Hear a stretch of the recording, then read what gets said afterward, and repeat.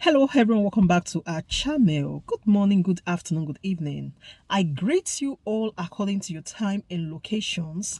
You will be watching this video. Yes, my dear viewers, I am back again with another update. So guys, I have a video here I would like we all to watch. But before then, if you're missing my channel for the very first time, you're highly welcome.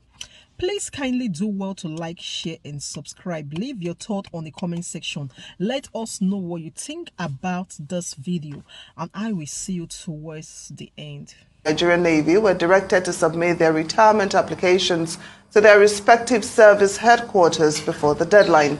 The memo dated June 26, 2023 was signed by Major General Y. Yahaya on behalf of the new Chief of Defense Staff, Major General Christopher Musa. To have a conversation around this directive by the President is former Nigerian Air Force spokesman, Group Captain Sadiq Shehu, retired. Thank you so much for joining us on Newsday. Thank you very much.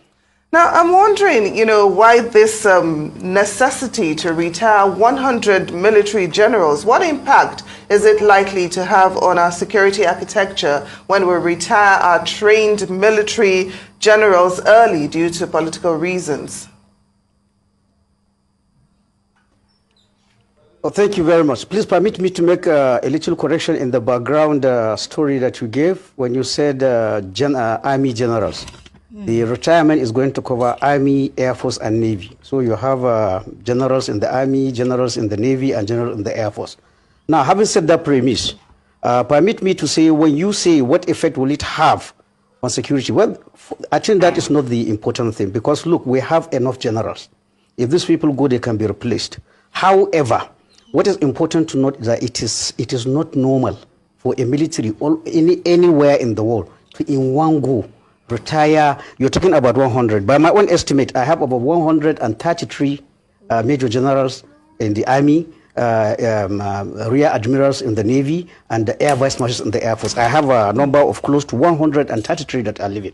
And we have to remember, this is not the first time. When the last set of service chiefs were retired, I think in 2022, when they were appointed, we had another batch of about 100 that left. Now, the issue here is, when you look at the money that is spent on training these people, whether it is foreign courses, courses here, the experience we are losing and the money we are wasting on these people and then telling them to go, it is not good for national economy.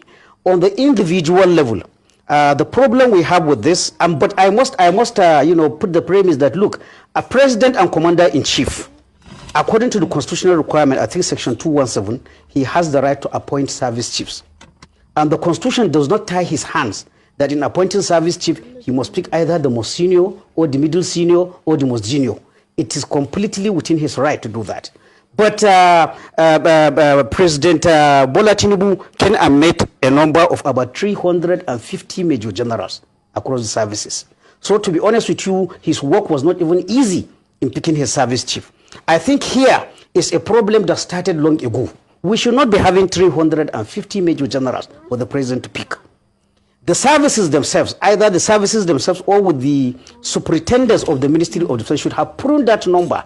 And the pruning of number, since we joined the military, since NDA, they will tell you military is a pyramid. Military is a pyramid. We come, I'm a member of 35 regular course. We come about 100 or 200, I cannot remember. There will be, some people will fall out even from the NDE, will become second lieutenant, then lieutenants, then captains. Now, to maintain that pyramid, the lower bottom of the military should be higher than the next higher level. What do I mean? Whether it is non-commissioned officers, you expect to have more privates than lance corporals, more lance corporals than corporals. It's the same thing with the officers' corps. You are supposed to have a large base of second lieutenants who come out of NDA in the Navy, in the Air Force, in the Army. As they progress into their second rank, that is full lieutenant, there it is almost automatic. Unless somebody dies or some very serious case, almost all the second lieutenants will make, will make lieutenant rank. But from lieutenant rank, when you are moving to captain, that is where the process of filtering starts come. Probably you'll be looking like 80% of the lieutenants will make captain. From captain to major, you should make it such a way that from there you have like 70%. Towards the end, At the top end, where everyone will call general, the ideal is that only 2, maximum 3% or 5% at the most will make generals. Now, what do we have in Nigeria? According to the research I made, there are some courses that since they went out of NDA, about 44% of them became major generals. This is not, a good way of this. So I think the failure is having a well-coordinated modern military personnel management system. For every rank, you are going to be stricter, stricter, stricter, stricter.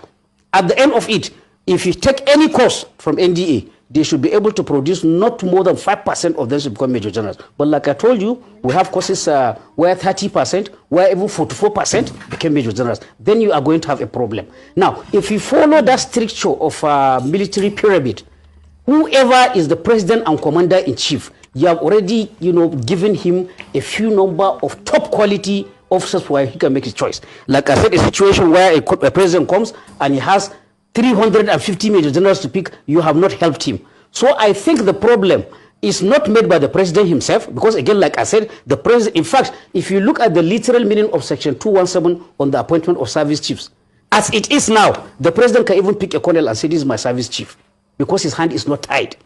He picks whoever he wants. But the military as an institution, with the strict supervision of the Ministry of Defense, should be able to follow this filtering process so that only the best become general. Of course, everybody who enters the military wants to become a general, but when you follow global best practices, you have to filter it. Now, that filter has not been working. That is the honest truth. For those of us that study these things, I think as far back as 2012, we noticed this tendency of promoting too many generals. Too many generals. Well, I know times are not like when I joined the military, but I remember in 1984 when I joined the military in Kaduna, you can hardly see, even as a military officer, you can hardly see a brigadier around. Hardly you can see a brigadier. But what do we have now? We have too many generals. And we have to listen to our elders. General Ishola Williams, as late back as 2020, he gave this warning that we are having too many generals and too few troops. So in the long run, it's the country that loses. Also, the officers that we are told to go, because again, we have another complication of what you call the harmonized terms and condition of service.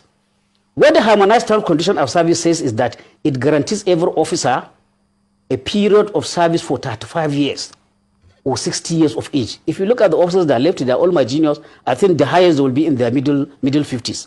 So the issue is that when you continue doing this, people will leave not really unprepared, but what the military promised them, they are not going to attain it. So it's a lose-lose situation for everybody.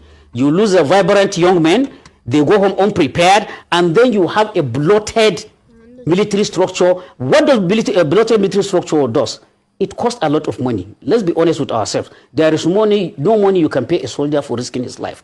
Whatever you give a general after serving 30 years, he is worth it, because they go to the bush and stay awake while other people are sleeping. However, in order to be fair to the taxpayer, you should be able to produce only generals that are necessary to carry out the job. You don't just give general rank just because you want to favor somebody. Another issue I want the government to look at: what is this desperation about people being major general? It started recently.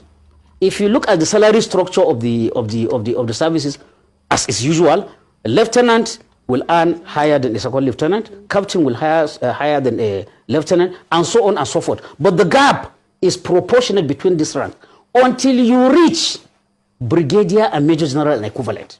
There, the gap is almost about 3 times.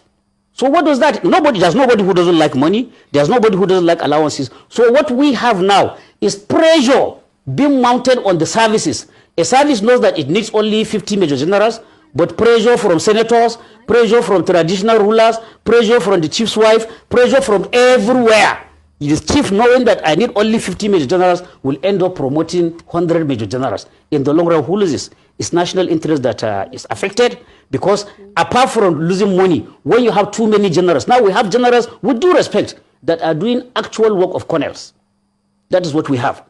And it's because you have so, in fact, there are some that if they don't go to work for 1 week, nobody will even look for them, because they don't even have any specific work to do. But they are there to collect their salary and collect their allowances. So the government, what government needs to do, in essence, is to, inculcate proper modern military personnel management processes. Like I said, maintaining the pyramid. In fact, you have to go back up to NDA How many cadets do you need to produce to arrive at the number of generals that you want? Then at every stage, you look at the attrition rate, and then you come and maintain that this thing.